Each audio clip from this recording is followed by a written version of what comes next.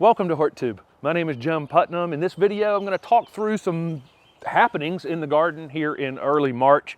I went out of town for the weekend, came back, lots of new color in the garden, lots of things exploding pretty quickly.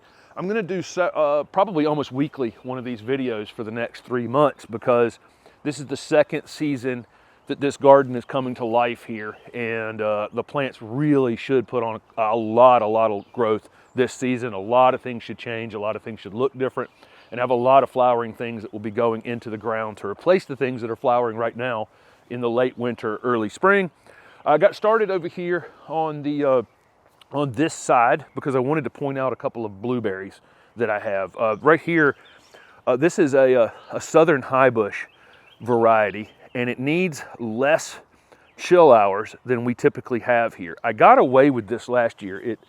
We didn't have a late frost that damaged it, but this year they're in full bloom here in early March. I'm supposed to have a 23-degree night this weekend, and so I'll have to throw a blanket over these and try to save them, try to save these open flowers. But this is an example of a blueberry that's not really for my area. It's a beautiful plant, and with or without blueberries, and the flowers are quite attractive on it.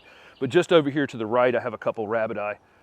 Varieties that the flowers have not opened, and so you can see this one requires a few more chill hours before the flowers are fully open. They're starting to open a bit, but which is kind of normal. But this one's more timed for my area, so that's something you need to know. As you can see along this edge, all the daffodils are in bloom, and they're all facing the sun. Comes across from the south this time of year. It's cloudy this morning, but you can see all the flowers facing this way. This is something to think about on your daffodils, as the sun tends to track low in the sky in the south, or in the late winter when your daffodils are blooming, and that's the direction they're going to face.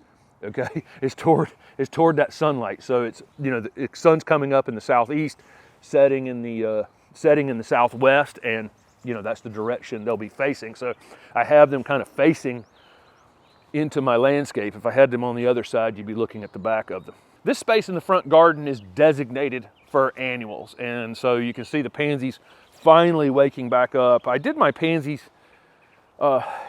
in the fall, and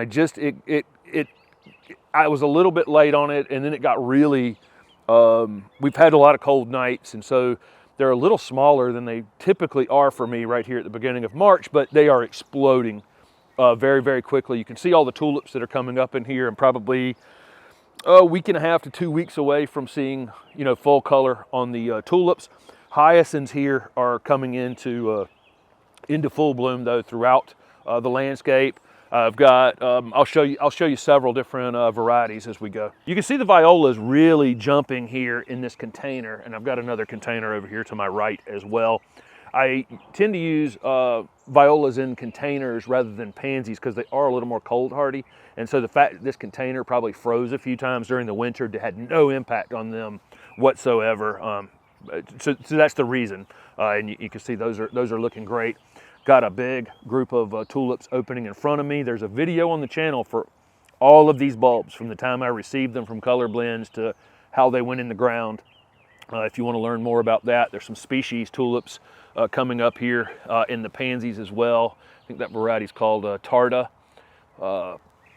So lots and lots of color coming. There's some daffodils behind me that should be showing some color by next week. There's another group of hyacinths. It's a little slower to wake up. That first group over there, those whites, were called Carnegie. I'll throw that out just so you know. That one performs so well. Again, the pansies on the bed edge are a little behind where I hoped they would be at this point, but they'll get to jumping. Here you can see again, this is violas in these containers. If I had pansies elevated like that, they would definitely not look that good. If I'd have known it was going to be that cold in January, I'd have probably done the entire garden in violas, actually. But that's okay. These pansies, you'll see just in next week's video how much they have filled in once the soil temperature starts warming up a bit.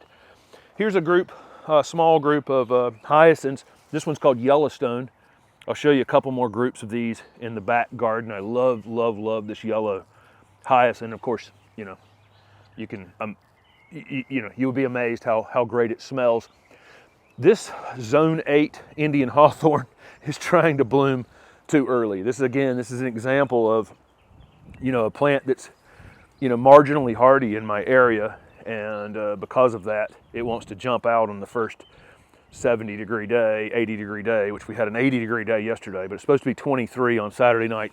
These buds that are swelling, I'm probably going to throw a sheet over this plant that night just to try to protect these flower buds. As an example of flower buds being damaged, because this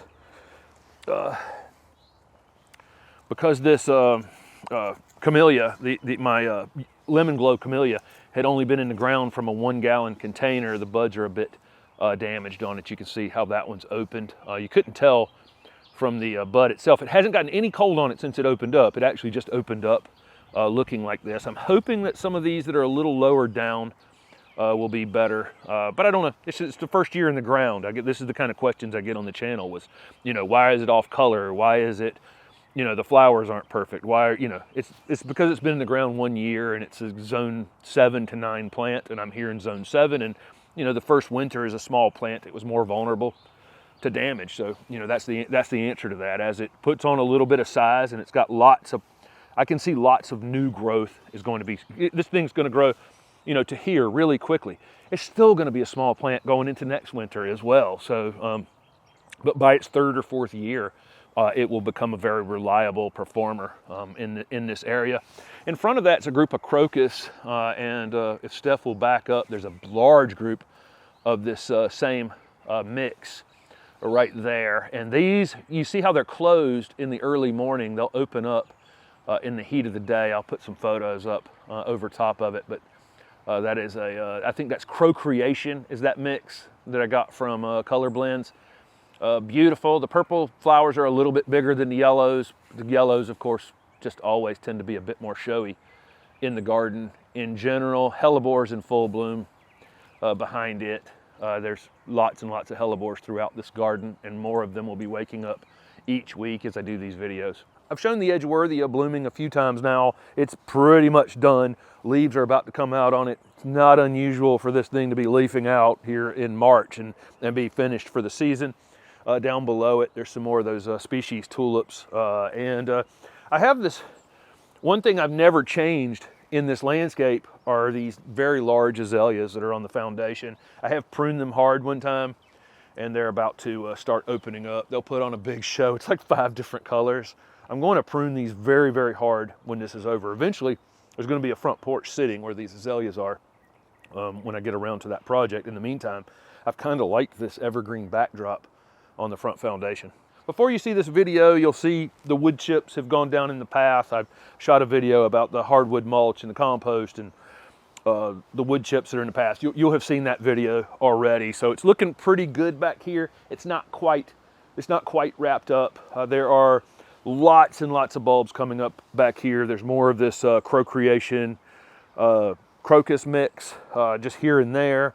Another group of tulips coming up here. Don't remember what those are at this point. Then there's some more of those white hyacinths from the front garden. Hydrangeas are already waking up, which is kind of typical for hydrangeas. Hellebore looking good back there. More of that that crocus mix, which is just fantastic. And I love the foliage on these too. I mean, they look great even after they're finishing up blooming. All the shrubs have come through the winter looking great. Weigelia already waking up, which is, typical for my area. And I didn't show the Miss Kim lilac out in the front garden space. I meant to show that. It's waking up as well. Some of these deciduous plants here in the south that probably stay dormant, another month or so in the north, we get an 80-degree day. They're on their way. They're on their way pretty quickly. Shot a video maybe 2.5 weeks ago on these cool season vegetables. They've all woken up. They're outdoors now, and they'll be going in the ground. But I'll probably let this 23-degree night pass by before I stick the broccoli and the lettuce and the cool season vegetables into the ground. You can see my again, all along these bed edges, as I typically do, there are, here's tulips waking up all along this edge, and I'll show you a couple other areas. Just to the right of the path right there are some species tulips that are opening. And I was about to point out this Distylium is about to start blooming as well. This one's called Jewel Box. I've shown it many times, but look how great that plant looks, and new growth coming on it, and the red flowers along the stems. I really, really like that plant. So again, go back and watch the All About Mulch video if you haven't seen that. You'll see how this compost is on, why this compost is on the bed edge, and then the hardwood mulch behind it, and then the wood chips for my paths back here. I think it looks pretty good considering that it's the first week of March. By the first week of April, this is going to be just unreal. The pansies, again, finally starting to jump. There are tulips planted throughout this bed, daffodils, giant alliums. I've got the alliums are starting to pop back here behind these azaleas.